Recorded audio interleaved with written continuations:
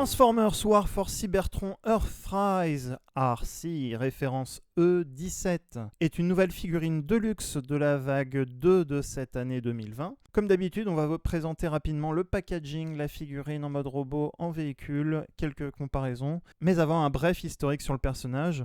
C'est un personnage emblématique de la série puisque c'est une des premières femmes robots à apparaître sur l'écran. Elle a suivi beaucoup d'aventures, notamment avec Cup, Hot Rod, Springer et Ultra Magnus, puisqu'elle est apparue pour le film de 86 puis la saison 3. Pendant une trentaine d'années, elle était le personnage de référence pour présenter une Transformers femme. Elle était apparue également dans la série Headmasters au Japon. RC a également fait son apparition dans la série Transformers Animated. Les fans les plus récents connaissent RC par le film. Ça a été un personnage dans Revenge of the Fallen. Et c'est aussi une moto dans la série Transformers Prime. C'est donc tout naturellement que RC revient dans la gamme Generations et War for Cybertron avec son mode original de voiture rose. RC a même fait sa première apparition dans le dessin animé Transformers Siege sur Netflix. Elle devrait donc revenir dans le dessin animé Earthrise. On continue avec le packaging très brièvement. On a à l'avant la figurine présentée en mode robot. On a les logos Earthrise, Transformers, Hasbro habituels. Le nom de la figurine et la référence E17. Sur le côté, un super artwork de RC sur son hoverboard. On verra ce nouvel accessoire par la suite. Au dos, la figurine en mode robot et en mode véhicule. Et le dernier côté, le dessin poster représentant la gamme Earthrise. RC est une figurine de taille de luxe normale, comme on va voir à première vue de face, de profil et de dos. Les couleurs sont les mêmes avec du rose, du blanc, des yeux bleus et quelques touches de transparence notamment sur les roues et l'aileron arrière de la voiture. On voit que cette figurine a un très gros sac à dos. C'est même un petit peu tout le dessus de la voiture qui est replié sur son dos. Mais l'arrière de la voiture peut se détacher et devient un accessoire.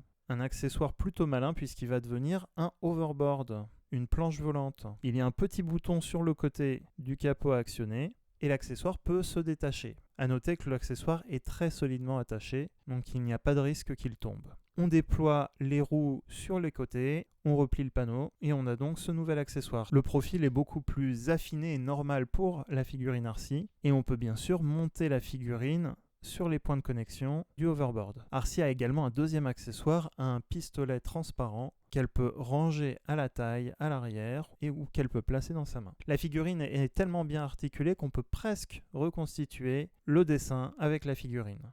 On passe en revue les articulations. C'est une des rares figurines Earthrise à ne pas avoir l'articulation à la cheville, mais en dehors de ça, elle peut plier les genoux, les cuisses peuvent se tourner, la main, les poignets, les coudes, les épaules, toutes les parties du bras sont articulées.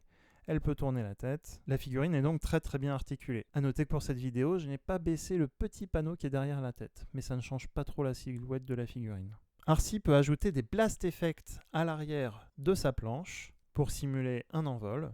Ici les blast effects du Battlemaster Rung. Les blast effects peuvent aussi se positionner sur le dessus de la voiture, on le reverra après. Compatibilité avec les armures modulaires et notamment Ironwork. Là aussi, RC étant plus fine, elle n'a pas tous les ports de connexion sur son corps pour accommoder des armures. Elle en a juste au pied pour ajouter des bottes et à l'arrière des jambes. Elle n'en a pas au niveau des bras ni au niveau du dos. Personnellement, ce n'est pas une fonction que j'utilise beaucoup pour exposer mes figurines. Avec ses mains classiques, elle peut utiliser n'importe quelle arme d'autres figurines avec des ports de 5 mm. On peut donc utiliser les armes de la figurine RC de la gamme Génération. Comparaison d'ailleurs tout de suite avec la figurine, la première vraie figurine de RC de la gamme Génération, représentant RC Génération 1.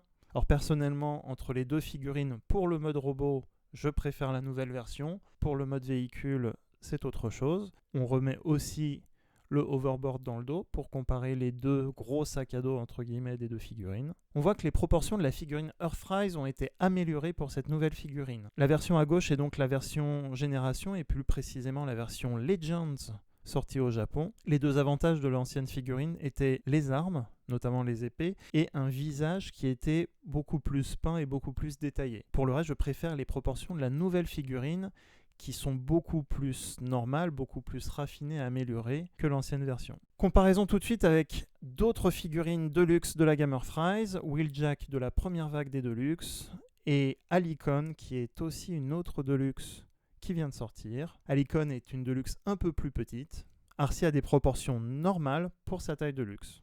Comparaison tout de suite avec un Voyager et un Leader Class, le Voyager Quintesson et le Leader Optimus Prime, qui fait aussi à peu près la taille d'un Voyager. On voit que les tailles sont à peu près respectées par rapport au dessin animé. Comparaison avec la Deluxe Smokescreen, qui est une autre Deluxe de la vague 2 de la gamme Earthrise. On voit que la taille en termes de hauteur est respectée. Arcee, en général, dans les dessins animés, étant une femme, a tendance à être plus fine que ses congénères. Comparaison également pour finir pour le fun avec deux anciennes figurines, Cup de la gamme Legends, qui est la version Titan Returns, améliorée, et Bumblebee de la gamme classique de 2007. Là encore, on voit que les proportions entre les Deluxe sont plutôt respectées.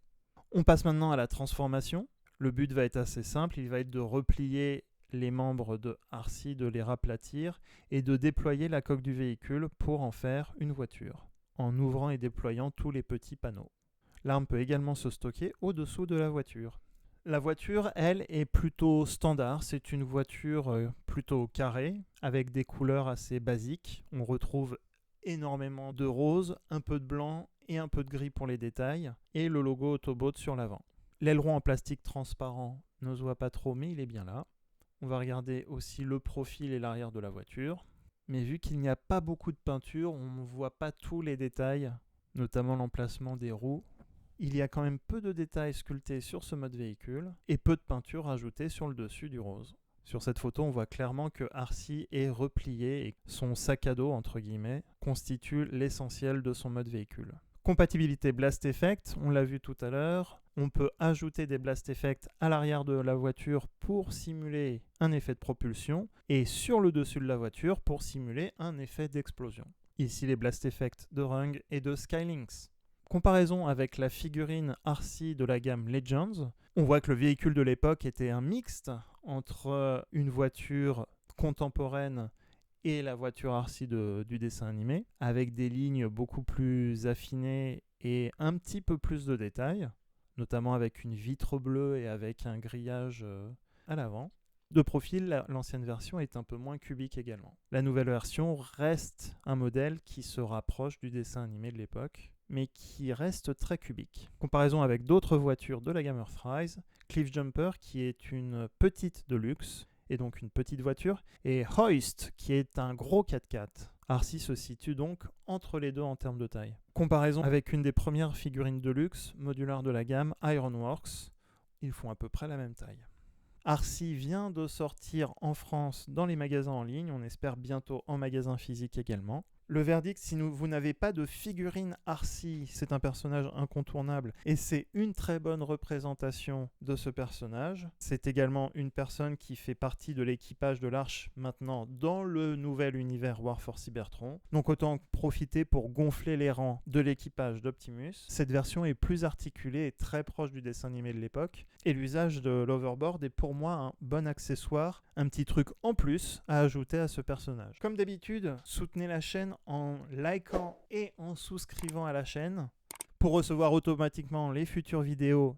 Si vous cherchez Arcee ou d'autres figurines de la gamme Earthrise, n'hésitez pas à vérifier en description les liens d'achat. Cela permet également de soutenir un petit peu la chaîne. J'espère que cette revue vous a plu et les autres figurines de luxe arrivent. À bientôt pour une nouvelle revue.